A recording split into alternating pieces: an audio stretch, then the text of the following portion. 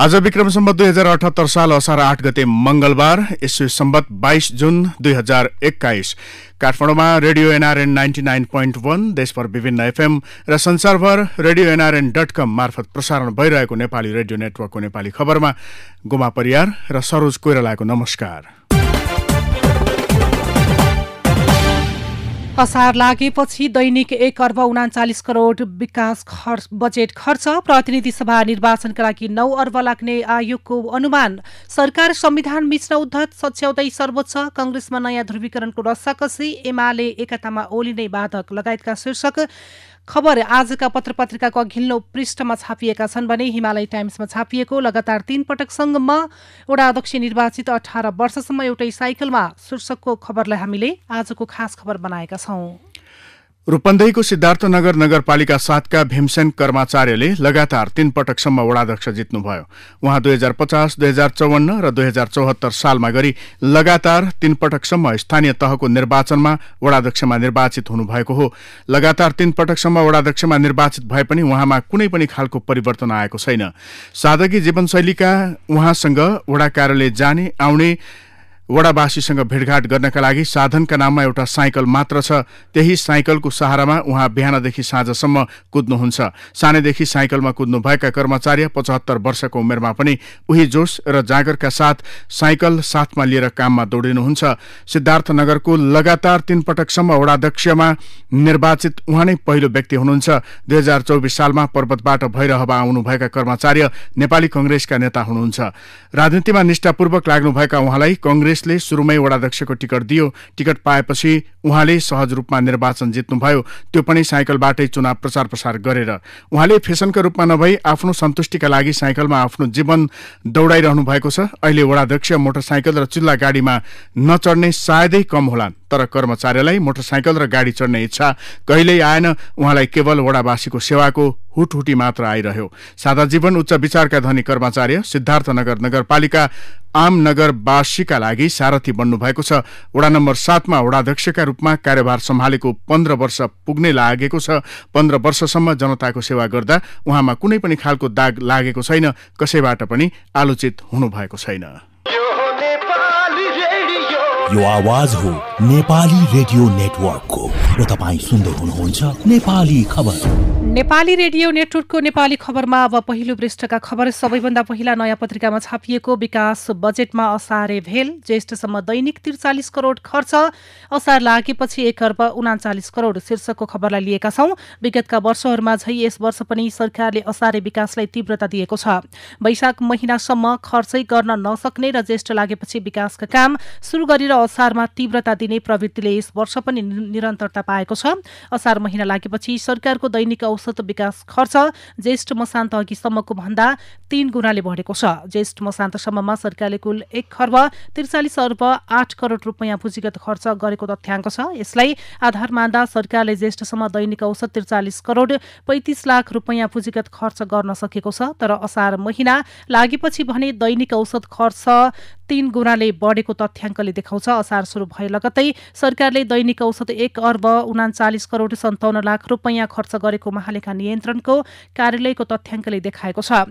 सरकारले एक सातामै 9 अर्ब 77 करोड रुपैयाँ पुँजीगत खर्च गरेर सकेको छ। एक साता अघि 28 ज्येष्ठसम्म 1 खर्ब 40 अर्ब 33 करोड रुपैयाँ पुँजीगत खर्च भएको थियो, जुन विनियोजित पुँजीगत वार्षिक बजेटको 39.76% हो। शुक्रबारसम्ममा सरकारले कुल 1 खर्ब 50 अर्ब 10 करोड पुँजीगत खर्च गरेको छ, जुन कुल वार्षिक पुँजीगत बजेटको 42.53% हो। एक सातामा सरकारको पुँजीगत खर्च 2.77% बढेको देखिन्छ, जबकि साधारणतर्फ 9 खर्ब 48 अर्ब विनियोजन भएकोमा 7 खर्ब 11 अर्ब अर्थात् 75% खर्च भइसकेको छ। आर्थिक वर्षको सुरुदेखि बजेट कार्यान्वयन सुरु नगर्ने, माघ फागुनमा आएर मात्रै काम सुरु गर्ने, निर्माण व्यवसायीले पनि ढिला पेश गर्ने र भुक्तानीमा पनि ढिलाइ हुने भएकाले असारमा बढी खर्च हुने देखिएको सरकारवालाहरूले बताउँदै आएका छन्। प्रतिनिधि सभा निर्वाचनमा 9 अर्ब लाग्ने निर्वाचन आयोगले तयार गर्यो। आँकडा शीर्षकमा राजधानी दैनिकले खबर लेखेको छ। निर्वाचन आयोगले आगामी कार्तिक र मङ्सिरका लागि तय भएको प्रतिनिधि सभा निर्वाचनका लागि अनुमानित खर्चको आँकडा तयार गरेको छ। आयोगले 2 चरणमा गरेर हुने निर्वाचनका लागि करिब 9 अर्ब अर्थात् 8 अर्ब 98 करोड खर्च अनुमान गरेको हो। आयोगले मतदाताका लागि बनाइने बुथदेखि मतगणनासम्मका लागि सो रकम खर्च हुने भनेको छ। सो अनुमानित रकममा सुरक्षातर्फको खर्च भने समावेश नहुने आयोगले जनाएको छ। आयोगका अनुसार निर्वाचन प्रक्रियामा लाग्ने कागजदेखि लजिस्टिक सामग्री खरिद र निर्वाचन प्रक्रियाको व्यवस्थापनमा सो रकम खर्च हुनेछ। निर्वाचन प्रक्रियामा लाग्ने कागजदेखि लजिस्टिक सामग्री खरिद र निर्वाचन प्रक्रियाको व्यवस्थापनमा आयोगले माग गर्ने रकम खर्च हुन्छ। बुथ निर्माणदेखि मतगणनासम्म लाग्ने खर्च आयोगले अनुमान गरेको हो। आयोग उच्च स्रोतले बतायो। आयोगले सरकारसँग निर्वाचनका लागि बजेट माग गरेपछि आवश्यक सामग्री खरिदका लागि टेन्डर गर्ने तयारी समेत गरिरहेको छ। सरकार संविधान बीच र उद्धत सच्याउँदै सर्वोच्च शीर्षकको खबर नयाँ पत्रिकाबाट लिएका छौं। दीर्घकालीन महत्त्वका सरकारका विभिन्न निर्णय न्यायिक परीक्षणमा गलत साबित हुँदै गएका छन्। कार्यपालिकाबाट भएका निर्णयलाई न्यायपालिकाले गलत, कानून र संविधान विपरीत भन्दै फैसला गरिरहेको छ। संसद विघटन गरेर अध्यादेश मार्फत मुलुक चलाउन खोजेको भन्दै सरकारले लोकतन्त्रप्रतिको निष्ठामाथि पनि प्रश्न उठेका छन्। यतिसम्म कि दीर्घकालीन महत्त्वका विषय संसदबाट कानून बनाएर लागू गर्न समेत न्यायालयले सरकारलाई निर्देशन गरेको छ। पहिलो प्रतिनिधि सभा विघटन भएता आधा दर्जन जति राष्ट्रिय महत्त्वका विषयमा सरकारले लिएको निर्णयलाई सर्वोच्च अदालतले उल्टाइदिएको छ। न्यायालयले प्रतिनिधि सभा पुनर्स्थापना मात्र गरेन, 13 दिनभित्र अधिवेशन बोलाउन सरकारका नाममा परमादेश समेत जारी गर्यो। यसबाहेक गैर सांसद व्यक्तिलाई मन्त्रीमा नियुक्त गरेको विषयलाई पनि सर्वोच्चले उल्टाएको छ। नागरिकता अध्यादेश र अध्यादेशबाट ल्याएको बजेटमा नेपालको खानिजन्य पदार्थ निर्यात गर्ने निर्णयलाई पनि कार्यान्वयन नगराउन सर्वोच्चबाट आदेश आएको छ। प्रधानमन्त्री केपी शर्मा ओलीले संविधान विपरीत मन्त्री परिषद विस्तार गरेको अभिव्यक्तिबाट अदालतको अवहेलना गरेको, संवैधानिक परिषद सम्बन्धी अध्यादेश ल्याएर गैर संवैधानिक नियुक्ति गरेको जस्ता विषय अझै पनि सर्वोच्चमा विचाराधीन छन्। सर्वोच्चका पूर्व न्यायाधीश प्रकाश बस्ती यसलाई सरकारले बढी गल्ती गरिरहेको रूपमा बुझ्न सकिने बताउँछन्। सरकारबाट धेरै गल्ती भइरहेका छन्, संविधान कानूनको बढी उल्लङ्घन भयो भन्ने यसको अर्थ हो। उनले भने पछिल्लो पटक अदालतले कुनै मुद्दा लम्ब्याउने, पन्छ्याउने, पेशीमा नचढाउने, ढिला गर्ने जस्ता प्रवृत्ति निरुत्साहित भएको देखिन्छ। रिटहरू उचित र नियमित प्रक्रियामा गइरहेका छन्। कंग्रेसमा होला त नयाँ ध्रुवीकरण, नागरिक दैनिकले खबर लेखेको छ। प्रतिनिधि सभा र प्रदेशसभा निर्वाचनमा पार्टी पराजयपछिको 3.5 वर्षमा संगठन सुदृढीकरण भन्दा आन्तरिक किचलोमा अल्झिएको नेपाली कंग्रेसका नेताहरूको ध्यान पार्टीको 14औं महाधिवेशनमा केन्द्रित बन्न पुगेको छ। केन्द्रीय समितिको बैठकले भदौ 16 देखि 19 सम्म काठमाडौँमा महाधिवेशन गर्ने गरी कार्यतालिका संशोधन गरेसँगै गुट उपगुटमा विभक्त कंग्रेसमा नेतृत्वका लागि ध्रुवीकरण सुरु भएको छ। 14औं महाधिवेशनमा पनि पहिलो पुस्ता शेरबहादुर देउवा र रामचन्द्र पौडेल बीच नै मुख्य प्रतिस्पर्धा हुने आकलन गरिएका बेला दुवैतर्फका दोस्रो तहका नेताहरूले पार्टी नेतृत्वका लागि आफूलाई अघि सारेका छन्। युवा पुस्ताका केही नेताले आगामी महाधिवेशनबाट पहिलो पुस्तालाई विदा गर्नुपर्ने बताइरहेका बेला उपसभापति विमलेन्द्र निधि, महामन्त्री शशाङ्क कोइराला, पूर्व महामन्त्री प्रकाश मान सिंह र शेखर कोइरालाले नेतृत्वका लागि आकांक्षा देखाउँदै तयारीमा जुटेका हुन्। पूर्व सहमति विपरीत देउवा फेरि पार्टी नेतृत्वको दौडमा खडा भएको भन्दै असन्तुष्ट उपसभापति निधिले दोस्रो तहका आकांक्षीहरूसँग छलफल थालेका छन्। 1 वर्ष अघि नै देउवासँग सभापतिको उम्मेद्वार बन्ने इच्छा राख्दै अन्य नेताहरूसँग पनि भेटघाट गरेका निधिले सोमबार महामन्त्री शशाङ्क र पूर्व महामन्त्री सिंहलाई आफ्नै निवासमा बोलाएका हुन्। आफ्नो वैवाहिक वर्षगाँठको अवसरमा शशाङ्क र सिंहलाई आफ्नो निवासमा लन्च मिटिङ आयोजना गरेको बताइए पनि नेताहरूबीच पार्टीभित्र नयाँ समीकरणका लागि छलफल थालिएको विश्लेषण गर्न थालिएको छ। यता एमाले एकतामा ओली नै बाधक शीर्षकमा अर्को खबर नागरिक दैनिकले नै छापेको छ। एमाले अध्यक्ष एवं प्रधानमन्त्री केपी शर्मा ओली नै पार्टी एकतामा बाधक देखिएका छन्। एमालेलाई 2075 जेठ 2 को अवस्थामा फर्काउने सर्वोच्च अदालतको आदेश विपरीत भ्याकेट दिएर प्रधानमन्त्री ओली एकतामा बाधक देखिएका हुन्। सर्वोच्च अदालतले फागुन 28 पछि बनाइएको एमाले महाधिवेशन आयोजक कमिटिलाई मान्यता नदिएर कर्णालीका 4 सांसदलाई पुनर्बहालीको आदेश दिएको थियो। यसबाट एमाले एक हुने सम्भावना बढेको भन्दै ओली तथा माधव नेपाल समूहका नेताले आन्तरिक विवाद मिलाउन प्रयास गरिरहेका थिए, तर ओली पक्ष अदालतको आदेश विरुद्ध भ्याकेट हाल्न पुगेको छ। यता 10औं महाधिवेशन आयोजक कमिटी विवाद पुनरावलोकन जाने ओलीको निर्णयले एकता झन जटिल शीर्षकको खबर नयाँ पत्रिकामा छापिएको छ। 10औं महाधिवेशन आयोजक कमिटी बारेको अन्तरिम आदेशमा असन्तुष्टि जनाउँदै पुनरावलोकनका लागि सर्वोच्च अदालत जाने प्रधानमन्त्री एवं पार्टी अध्यक्ष केपी शर्मा ओलीको कदमले एमाले एकतालाई थप जटिल बनाएको छ।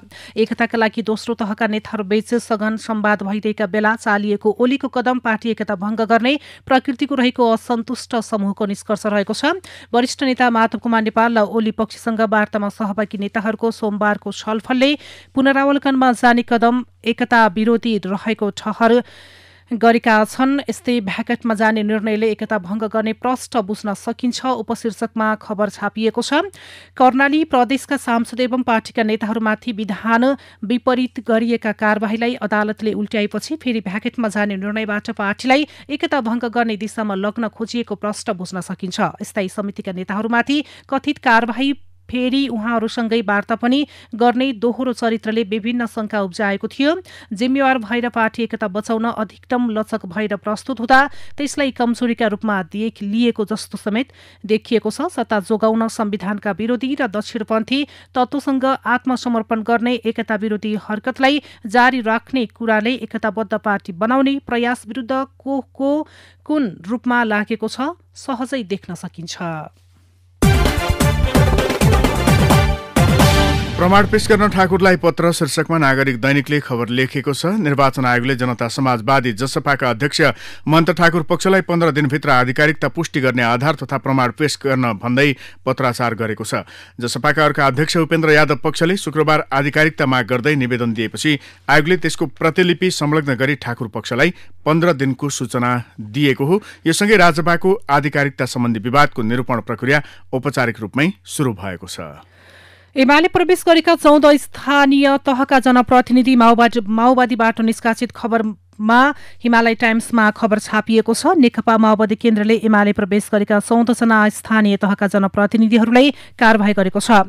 सोमबार बसेको सो पार्टीको आकस्मिक केन्द्रीय समिति बैठकले नेकपा एमालेमा प्रवेश गरेका स्थानीय तहका 14 जना जनप्रतिनिधिलाई पार्टीबाट निष्कासन गरेको माओवादी केन्द्रका पार्टी कार्यालय सचिव श्रीराम ढकालले जानकारी दिनुभएको छ।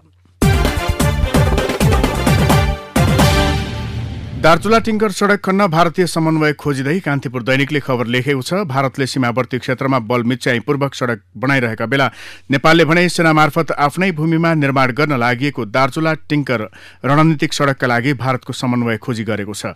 नेपालले आफ्नो राष्ट्रहित अनुसार रणनीतिक महत्त्वको सडक बनाउन सक्ने भए पनि दार्चुला टिङ्करमा भारततर्फ समस्या पर्न सक्ने भन्दै गृह मन्त्रालयले परराष्ट्र मन्त्रालय मार्फत कूटनीतिक समन्वयका लागि पहल गर्न आग्रह गरेको हो।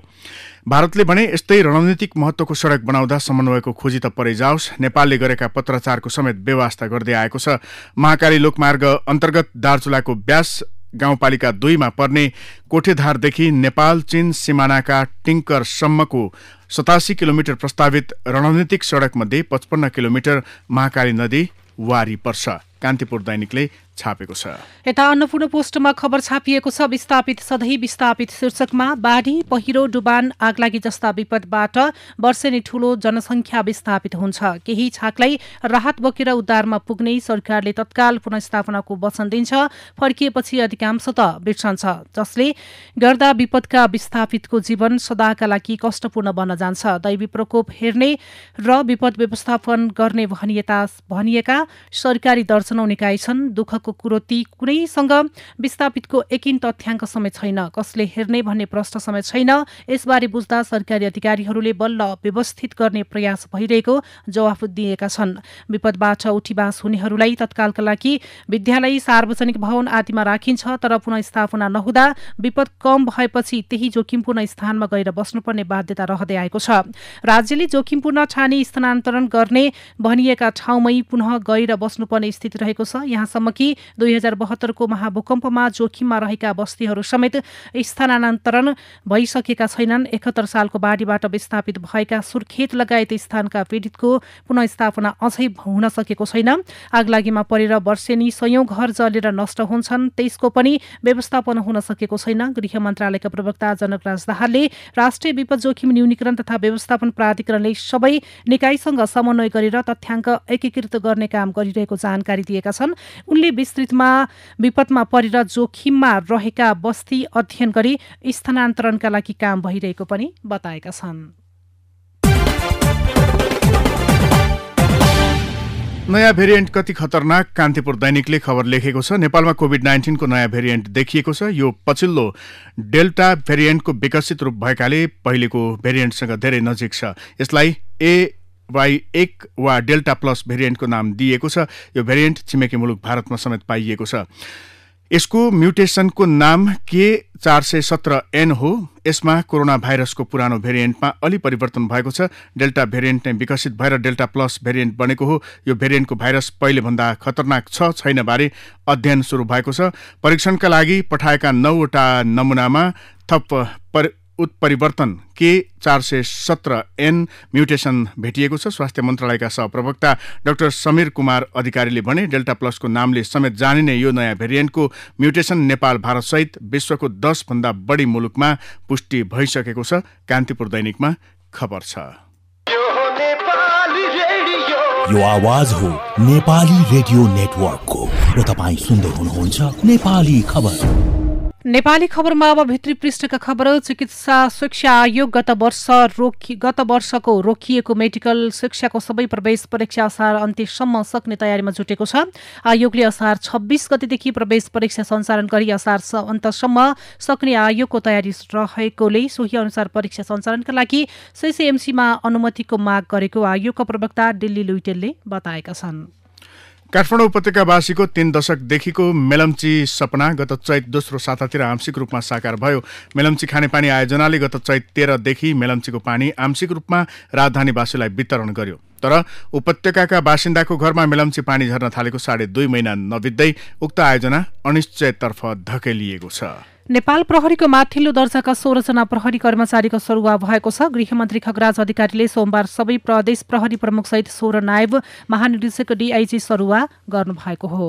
कृषि विकास बैंक लिमिटेडले कर्जाको हर्जना ब्याजमा भारी छुट सुविधा ल्याएको जनाएको छ। बैंकले कोभिड-19 का कारणले उत्पन्न विषम परिस्थितिलाई मध्यनजर गरी कर्जा ग्राहकलाई हर्जना ब्याजमा 50 देखि 100% सम्म विशेष छुटको व्यवस्था गरेको छ।